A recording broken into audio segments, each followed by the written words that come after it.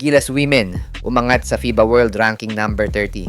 Pero paano kaya nila nagawa ang ganitong achievement kahit na wala masyadong pumapansin sa kanila? Saan at kailan ang mga susunod na laban nila? Pag-usapan natin sa videong ito. Pero bago yan mga idol, pindutin lang ang subscribe button para updated ka sa latest basketball news and highlights. Pinatunayan ng Gilas Women na kahit hindi sila napapansin masyado ng ilang sports fans, kaya pa rin nilang maging big names sa international stage.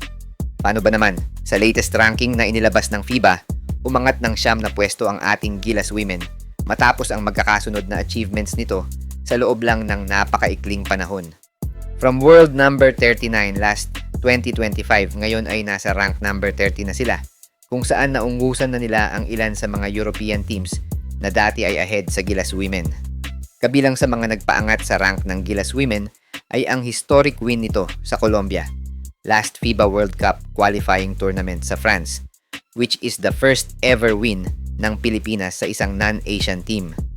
Kasama din ang napakalakas na squad na sinungkit ang silver medal sa FIBA 3x3 Asia Cup sa Singapore para makapasok sa FIBA 3x3 World Cup at ang dominance na panalo ng Gilas Women Under 18 sa Sayaba qualifiers last June para naman masecure ang kanilang spot sa FIBA Under 18 Asia Cup Division B.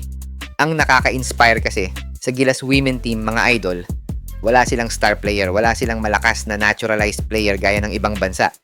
Ang nakakagulat, all Filipino ang gamit nila sa lahat ng laban nila sa international stage. Of course, with exception ni Vanessa De Jesus na isang naturalized sa mata ng FIBA. Pero guys, Filipino pa din siya sa dugo. Wala din silang 7-footer at wala din silang foreign coach.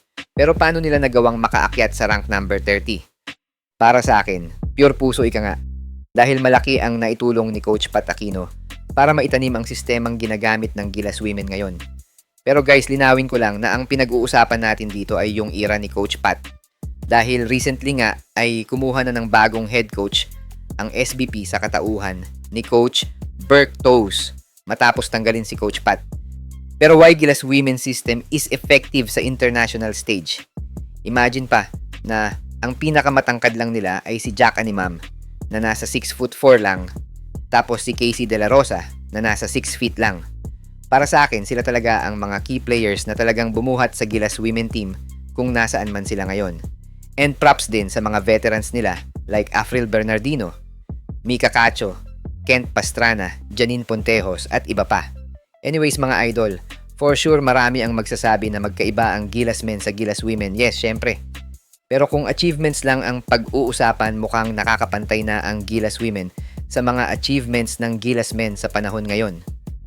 Siya nga pala mga idol, sa mga nag-aabang ng mga laban ng Gilas Women, meron silang laban this August sa Mexico, which is the FIBA Women's Olympic Pre-Qualifying Tournament, kung saan nasa Group B ang ating Gilas Women kasama ang Canada, Mexico at Senegal. Hindi biro ang mga makakalaban nila dito, no? Dahil ang tatlong team na makakalaban nila ay mataas ang ranking gaya ng Canada na nasa top 7, top 22 ang Senegal at nasa top 31 naman ang bansang Mexico. Nakataya dito mga idol ang tsansa ng Gilas Women na makapasok sa LA Olympics via pre-qualifying tournament, which is etong gaganapin nga sa Mexico. Kaya naman suportahan natin sila sa mga laban nila sa August 17 to 23. Aabangan din natin ang laban nila next year para sa historic hosting ng Pilipinas sa Cebu para naman sa FIBA Women's Asia Cup 2027 kung saan top-tier Asian teams ang mga kasali. Hi guys! Kung naghahanap ka ng legit Gilas jerseys, marami tayong partner stores ang nagbebenta niyan. All you have to do is i-click lang yung link sa gilid ng mga video at magpa-pop na yung mga stores sa gilid. Get yours now guys at huwag kalimutan mag-subscribe kay Overdrive Highlights.